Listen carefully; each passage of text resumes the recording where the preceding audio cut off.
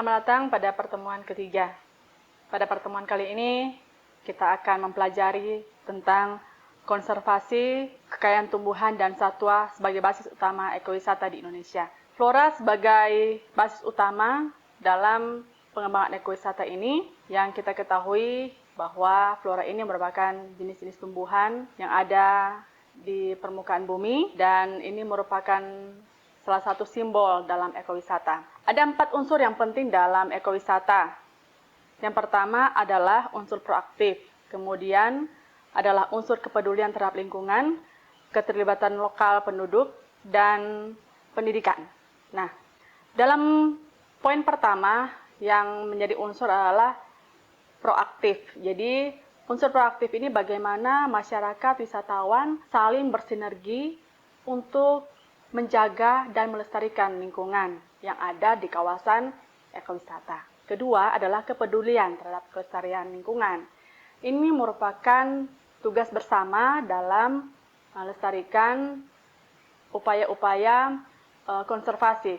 Pelestarian di sini ada bersifat in situ maupun ex situ. Kemudian bagaimana dengan keterlibatan lokal penduduk? Nah, di sini melibatkan masyarakat secara langsung sehingga mereka sama-sama turut peduli atau turut menjaga akan kelestarian yang ada di kawasan. Kemudian terakhir adalah unsur pendidikan. Nah, unsur pendidikan ini bagaimana para peneliti, mahasiswa, siswa, baik juga masyarakat, wisatawan yang ada di lokasi ekowisata ini bersama-sama menjaga kelestarian, bersama-sama belajar tentang alam, belajar tentang tumbuhan, belajar tentang hewan yang ada di kawasan ekowisata. Kemudian potensi objek wisata yang Indonesia ini yang dapat dikembangkan itu ada 5 ya. Pertama tentang taman nasional. Nah, taman nasional ini ada sekitar 31 taman nasional di Indonesia. Yang kedua adalah taman wisata laut. Ada 7 taman wisata laut. Kemudian taman hutan raya. Ada 9 taman hutan raya yang di Indonesia. Kemudian taman wisata alam. Taman wisata alam ini banyak ya. Kemudian taman marga satwa. Itu bisa dikembangkan menjadi salah satu potensi untuk ekowisata di Indonesia. Di Indonesia ini pada umumnya masyarakat ataupun wisatawan mengembangkan potensi yang ada untuk ekowisata di beberapa wilayah hutan.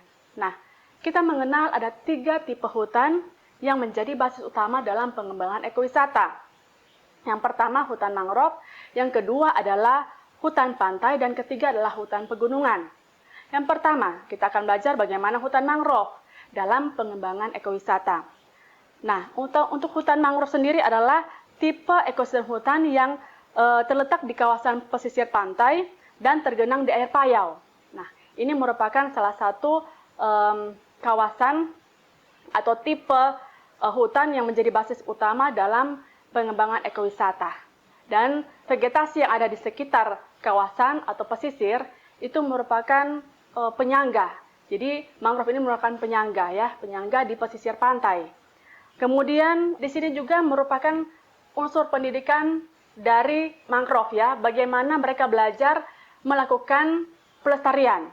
Salah satunya adalah konservasi. Bagaimana masyarakat bersama-sama terlibat secara langsung maupun wisatawan secara langsung ketika mereka berkunjung di wilayah ini, mereka bersama-sama melakukan kegiatan konservasi ya, konservasi mangrove, salah satu yang ada di wilayah itu. Kemudian bagaimana dengan hutan pantai yang menjadi tipe kedua hutan dalam pengembangan ekowisata, karena ini merupakan basis utama flora ya. Jadi ada simbol-simbol flora tertentu yang ada di wilayah ini. Hutan pantai ini adalah tipe hutan yang terletak di pesisir pantai atau di pesisir laut. Contoh flagship atau simbol konservasi yang ada di sini adalah pandan tikar. Pandan tikar ini dalam bahasa Latin adalah Pandanus tectorius ya. Ini bisa ditemukan di hutan pantai. Nah, bagaimana masyarakat lokal, wisatawan, kemudian stakeholder ini bisa bersama-sama bersinergi untuk melestarikan pandanus ini ya. Jadi bagaimana mereka menjadikan pandanus ini sebagai simbol ekowisata ya, karena ada beberapa pandanus tipe atau spesies yang ada ini itu sudah semakin hari semakin sedikit jumlahnya, ya. Jangan sampai menjadi punah, dan itu sangat berbahaya ya untuk spesies yang ada di wilayah pantai ini. Dan yang ketiga adalah tipe hutan pegunungan. Nah, tipe hutan pegunungan ini banyak disukai oleh wisatawan. Kenapa banyak disukai wisatawan? Karena wisatawan sering berkunjung ke arah pegunungan. Ya, hutan pegunungan adalah tipe hutan yang terletak di kawasan pegunungan. Nah, biasanya flora yang ditemui di tempat atau lokasi ini ada dua jenis, ya, yaitu yang pertama kantong semar yang dikenal dengan Nepenthes spesies, dan yang kedua adalah Edelweiss spesies. Nah, kedua jenis ini sangat dilindungi oleh pemerintah karena jumlahnya semakin hari semakin terbatas. Edelweiss spesies dilindungi, begitupun Nepenthes, ada beberapa jenis tertentu yang dilindungi oleh pemerintah karena jumlahnya semakin terbatas, ya. Nah, dilakukanlah konservasi. Konservasi sebagai upaya perlindungan, pengawetan, dan pelestarian lingkungan. Nah, untuk jenis-jenis yang sudah disebutkan tadi, kenapa harus dilakukan konservasi? Karena hubungannya atau erat kaitannya dengan ekowisata. Dan salah satu kegiatan yang dilakukan ini adalah konservasi. Sehingga jangan sampai simbol atau flagship spesies dari wilayah ini menjadi tidak ada atau sudah punah. Demikian penjelasan flora sebagai basis utama dalam ekowisata. Dan terakhir adalah ada tes formatif bagi mahasiswa.